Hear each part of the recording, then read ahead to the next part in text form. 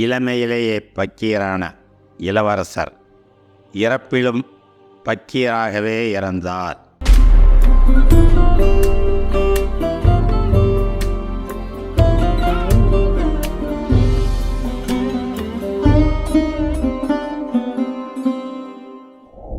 அவுரங்கசீப் ஷாஜஹானின் குழந்தைகளில் 6வது குழந்தை, ஆண்களில் 3வது மகன்.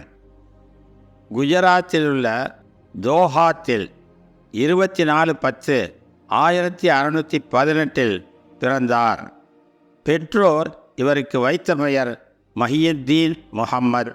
அவுரங்கசீப் அரபி, ஃபார்சி, உருது, துருக்கி, இந்தி மொழிகள் தெரிந்த பன்மொழி அறிஞர். இவருக்கு வீணை வாசிக்கவும் தெரியும். இவர் அரச ஆடம்பரங்களை துறந்து எளிய வாழ்க்கை வாழ்ந்ததால் பக்கீர் இளவரசர் என்று மக்களால் அழைக்கப்பட்டார். அவரின் 16 வயதில் 4000 காலாட்படை, 10,000 குதிரைப்படை பிரிவிற்கு தளபதி ஆனார். 18 வயதில் தக்காணத்தின் ஆளுநராக நியமிக்கப்பட்டார். பின்னர் குஜராத்திற்கு ஆளுநராக மாற்றப்பட்டார். பங் படக்சான் போரில் தளபதியாய் சென்றார். இவரின் வீரதீர பராக்கிரமங்களை பார்த்து பயந்த அரசர் அப்துல் அஜீஸ்கான் போரை நிறுத்தி சமாதானம் செய்து கொண்டார். இவரின் மூத்த சகோதரர்கள் தாராஷிகோ, முராது இஸ்லாமிய நெறியை பேணாது பெரும் பிழைகளை செய்தனர்.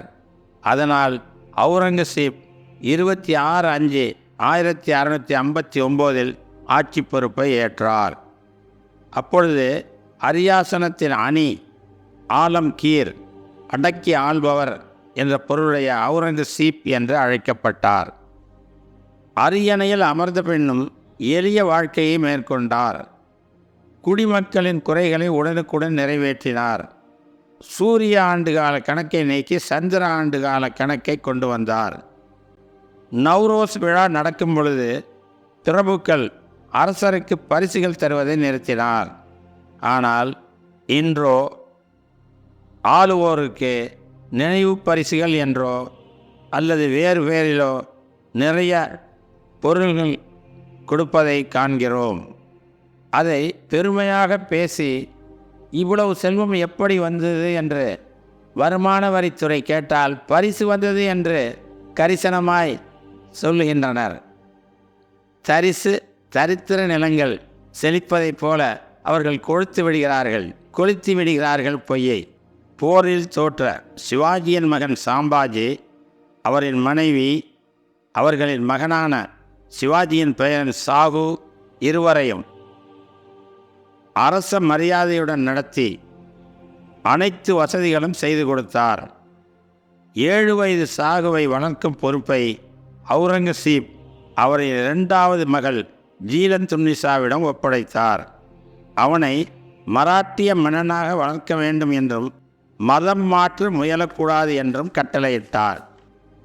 இப்படி கட்டளையிட்ட சாகுவை மராட்டிய இந்து மதத்திலேயே வளர்த்த அவுரங்கசீப்பை மதம் மாற்றினார் என்று மதம் பிடித்தவர்கள் சொல்லுகிறார்கள். 18 ஆண்டுகள் சாகு அவுரங்கசீப் அரண்மனையில் வளர்ந்தான்.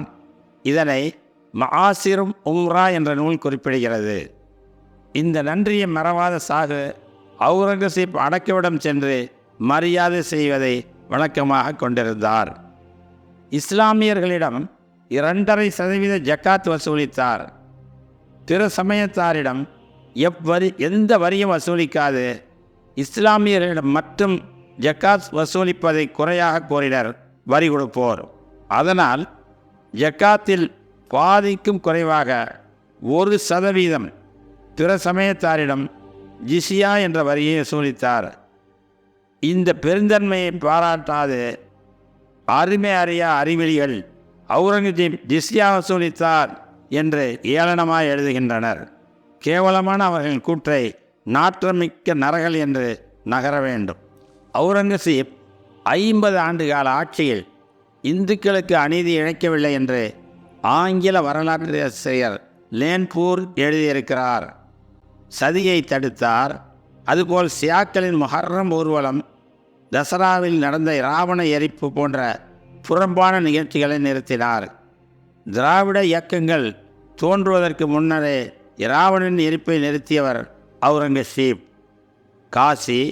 காஷ்மீரில் உள்ள இந்து கோயில்களை பராமரிக்க பெரிய பண்ணைகளையும் பெரும் சொத்துக்களையும் அன்பளிப்பாக அளித்தார். இந்த அன்பளிப்புகளுக்கு உரிய பர்மான் என்ற கட்டளை பத்திரம் இன்றும் அந்த கோயில் நிர்வாகிகளிடம் உள்ளது. இந்துக்களுக்கு விரோதமாக நடந்தார் அவுரங்கசீப் என்று சொல்வது எவ்வளவு பெரிய பொய்! குஜராத்தில் இருந்த சமண கோயில்களின் மானியங்களை உறுதிப்படுத்தி வரி விலக்கும் அளித்தார். இத்தகு சமய நல்லிணக்கம் பேணிய நல்ல அரசரை பொல்லாதவர் என்று புகழும் புல்லர்கள் புலம்பலை நிறுத்த வேண்டும். இந்துக்கள் சர்வ சுதந்திரத்துடன் அவர்களின் வழக்கமான கடவுள்களை அவுரங்கசீப் ஆட்சியில் வணங்கினர் என்று அலெக்சாண்டர் ஹாமில்டன் குறிப்பிடுகிறார். அவரின் சொந்த செலவிற்கு தொப்பிகள் தைத்து விற்றார். அந்த வருமானத்தில் வாழ்க்கையை நடத்தினார். அவரின் ஆட்சி 52 ஆண்டுகள் 2 மாதங்கள் 27 நாள்கள் நடந்தது. அரசு வருமானம் 80 கோடி ரூபாய். அரசு கருவூலத்திலிருந்து அவர் ஒரு காசு கூட அவருக்காக, அவரின் சொந்த செலவிற்காக எடுக்கவில்லை.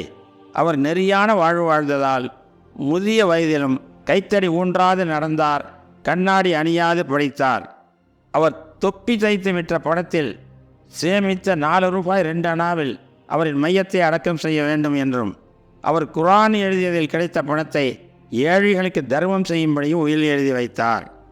4/3/1707 இறந்தார்.